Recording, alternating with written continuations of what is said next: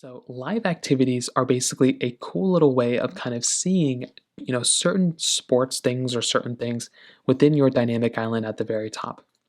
Now, live activities is supported via a couple of different ways. Number one, you're going to have to go through and find a particular application that supports live activities.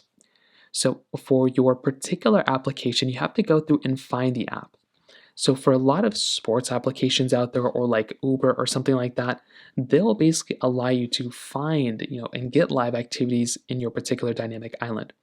So number one, you want to first make sure you have an iPhone that does support some sort of dynamic island, support.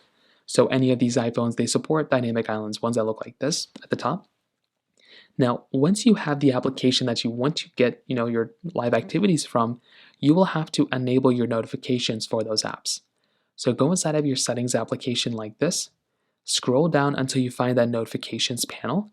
So tap on notifications, and then what you're going to want to do is you want to go ahead and find the option that allows you to find that particular application. So if you have like Uber or Lyft or anything like that, those types of apps, or any application that supports Dynamic Island, you want to go ahead and tap on it, and you want to make sure you have your notifications allowed for those apps. Then, as long as you have your particular situation set up like this, where it allows you to go and have all your notification alerts set up, I'd recommend turning them all here. If you have live activities, maybe there'll be a setting that shows something like that too.